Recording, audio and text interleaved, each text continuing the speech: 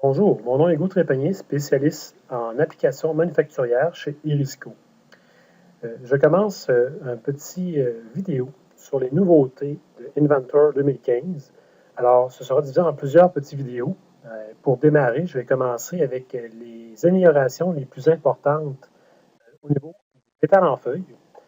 Alors, pour commencer, je vais vous montrer les nouveautés qu'on retrouve dans le sheet metal en soi. Vous avez ici une pièce qui a été créée, donc si je m'en viens simplement couper la pièce, j'ai préparé ici un petit esquisse afin de faire une découpe à angle dans le tube.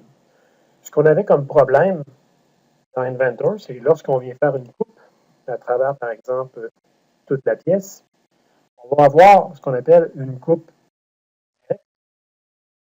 Bien sûr, si vous voulez avoir une coupe vraiment en sheet métal, mais tout simplement, la version 2015, vous avez une option de faire le cut normal, donc normal à la tôle.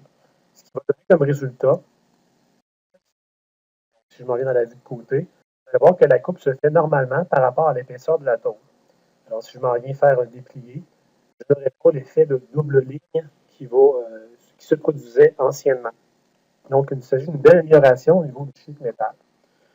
Aussi, lorsque vous faites un déplié, vous allez remarquer qu'automatiquement, il y a une surface de référence qui vient se faire, et bien sûr, elle est par l'extérieur par défaut.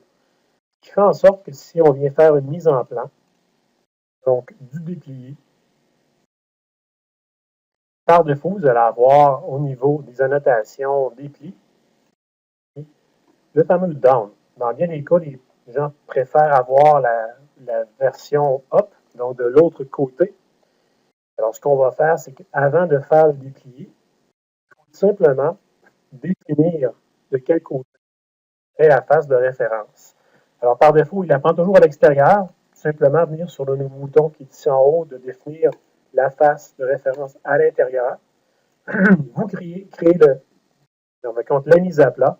Et par la suite, lorsque vous allez arriver dans la mise en plan, vous allez avoir, bien sûr, les marques vers le haut plutôt que vers le bas.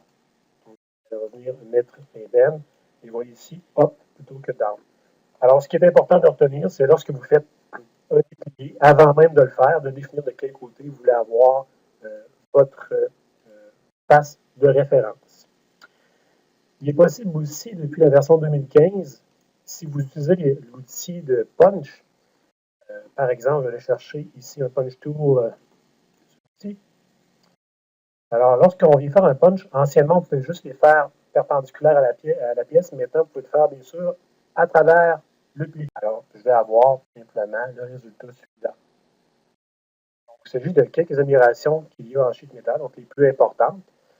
Et vous pourrez voir d'autres petites vidéos concernant d'autres améliorations très intéressantes pour Inventor 2015.